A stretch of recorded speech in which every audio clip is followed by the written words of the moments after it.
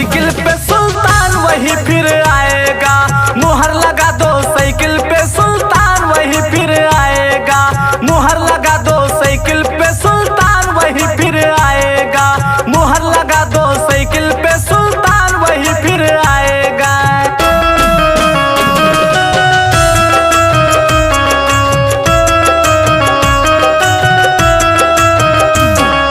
हर घर में खुशहाली होगी, राशिद भैया आएंगे।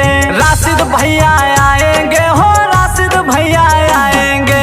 दुखियों और गरीबों को उनका अधिकार दिलाएंगे। उनका अधिकार दिलाएंगे, उनका अधिकार दिलाएंगे।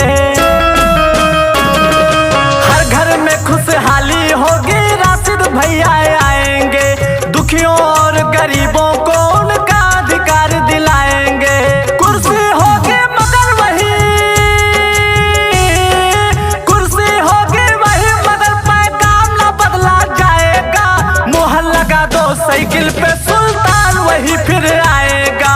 मुहर लगा दो साइकिल पे सुल्तान वही फिर आएगा। मुहर लगा दो साइकिल पे सुल्तान वही फिर आएगा। मुहर लगा दो साइकिल पे सुल्तान वही फिर आएगा।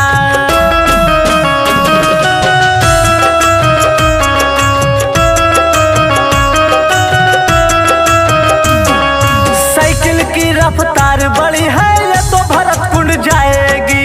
ये तो भरत कुंड जाएगी हो, ये तो भरत कुंड जाएगी। फिर से राशिद भैया जी को विजयी यही बनाएगी। विजयी यही बनाएगी हो, विजयी यही बनाएगी।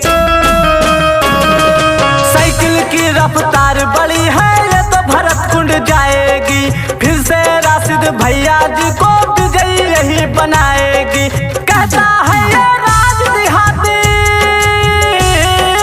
कहता है ये राज देहाती, नाम न बदला जाएगा। मुहर लगा दो साइकिल पे सुल्तान वही फिर आएगा। मुहर लगा दो साइकिल पे सुल्तान वही फिर आएगा।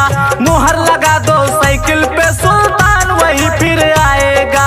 मुहर लगा दो साइकिल पे सुल्तान वही फिर आएगा।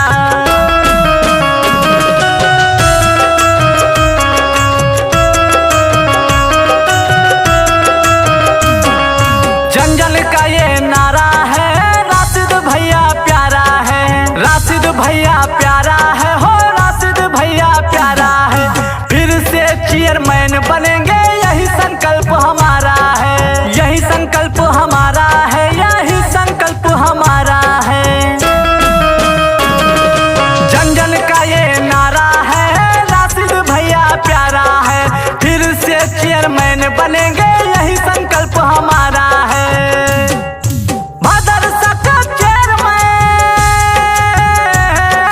भादरसा का चेयरमैन प्रधान न बदला जाएगा। मुहर लगा दो साइकिल पे सुल्तान वही फिर आएगा।